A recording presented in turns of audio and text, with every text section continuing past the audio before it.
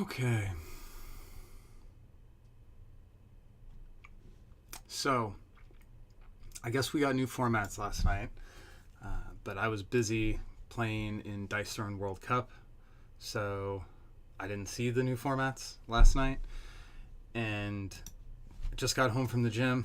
I'm exhausted and look frightful, but I wanted to react to this, and I couldn't go anywhere near Discord for fear of having my first reaction to the new format spoiled. So I'm going to record this real quick, uh, and then I'm going to go get cleaned up. So here we go. So in September 2018, they announced the featured formats. Okay, this is the 15th and 16th featured formats for spring and summer of 2022. This is going to be for all Upper Deck sanctioned tournaments. Tournaments are going to use these, and they encourage community organized tournaments to use them as well. Okay, so featured format 15, Crossing the Spider-Verse. I can already see the extremely small number of team symbols. Your main character and all of your supporting characters have to be from the following teams: Spider Friends, Symbiotes, or Sinister Syndicate.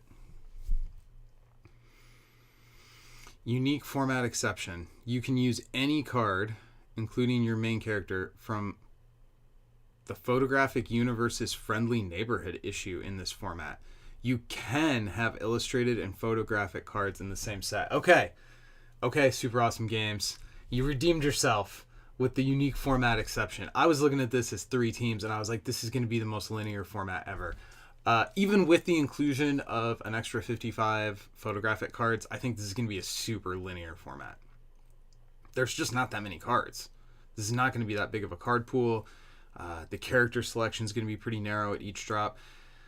The interesting wrinkle of mixing photographic and illustrated, I think, might be fun. I'm not a huge fan of seeing illustrated and photographic cards together, like in my hand when I'm playing a game, but in the Monster Mash format and whatever the other format was that C-Stacks came up with, I think, or no, for Fox's Sake was the other one, which that wasn't C-Stacks, that was, I'm drawing a blank on the name, I think it was the Deconstruct the Universe boys, for their event they were going to run that got canceled because of COVID. Going way off of field here. Anyway, in the 2 formats that I've played in where you could mix photographic and illustrated cards, I had a really good time, and my OCD of like, oh, it's kind of ugly to have comic book and photos in the same hand, it didn't end up being as big of a deal as I thought it was. I do notice it.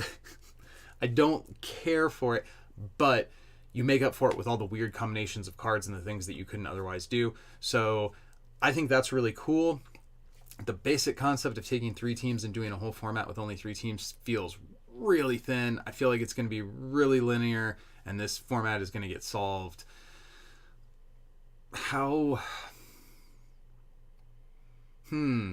So it's hard to know immediately what the front runners are going to be, but obviously, like, Carnage and Venom are strong early contenders, which means Sonic Guns are going to be strong early contenders. And that Photographic Universe set, Friendly Neighborhood, is the one where we got Alter Ego, which is a card I am super excited to try. Did we get any good hero affiliated characters in there that I would want to play? I don't know. This is a weird format. This is it. The core rules of it do not have me excited. The unique format exception has me very excited. So we'll see. I guess let me read through the rest of this. You can use any basic locations, regardless what product you're from. You can include wild special locations that share a team affiliation with your main character or supporting character in your deck. So you do get some main characters in that photo box, including Ultimate Spider-Man, who is really gross to deal with once he levels up, but his level up can be a little bit iffy. Man, that's a little bit of a mind-bendy format. I don't feel... I'm going to have to think on this one before I can provide some actual intelligent analysis. That's a strange format. I'm excited to try it, though. Seems cool. Summer 2022. So this will start in July. Oh, so this is April 1st as of today. Okay, so we're in Spider-Verse right now. Okay. Summer, it's going to start July 1st, so this will be the Gen Con format. Life Goes On. Play only with... So this is basically going to be Carlos's Life's Too Long format, which was meant to be the flip side of the Life's Too Short format. Play with only the strongest in the multiverse. Each main character you choose must have at least 6 starting health, and each supporting character must have at least 2 health. Yeah, this is exactly Carlos's Life's Too Long format. Your main character and any that start outside the game must have at least 6 printed health. Ooh, including ones that start outside the game. So that's going to... I can't think of an immediate example where a hero starts off with... or a main character starts off with 6 health, and then when they level up, their health goes down below 6. But I know there are main characters where when they level up, their health value goes down. So that's kind of cool. That may backdoor ban some characters, although, again, I can't immediately think of a main character who would fit into the 6 health, then 2 health. Does Odin lose health when he levels up? I don't remember. Anyway, each supporting character has to have at least 2 printed health.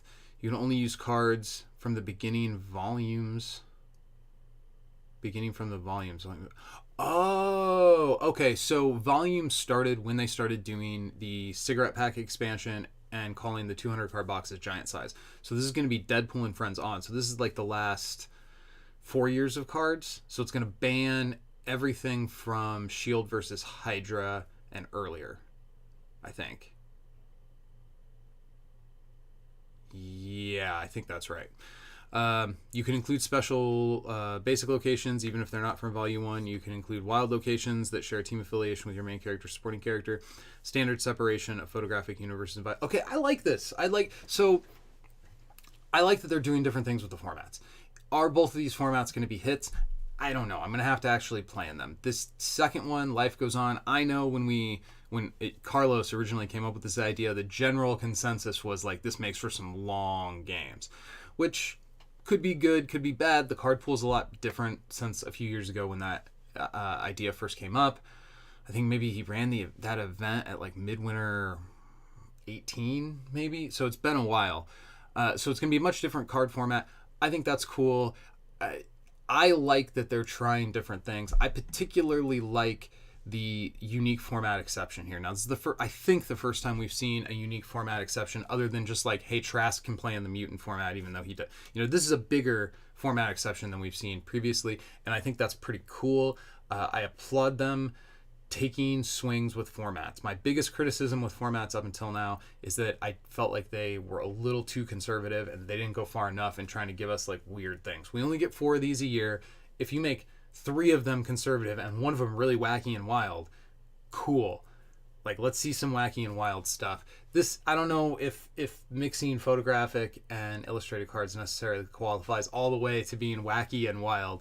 But I like that they're trying to do something a little bit different. I like down here with the volumes, they're kind of instituting sort of like the Second Chance format. This Life Goes On has an element of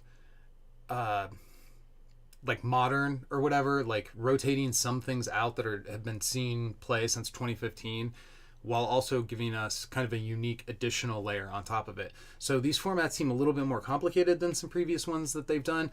I like that.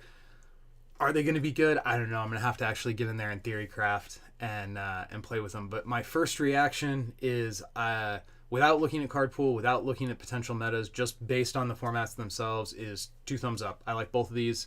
I've said for a long time that I want Super Awesome Games to take bigger swings with their formats, and I feel like both of these are going a little bit further than they've gone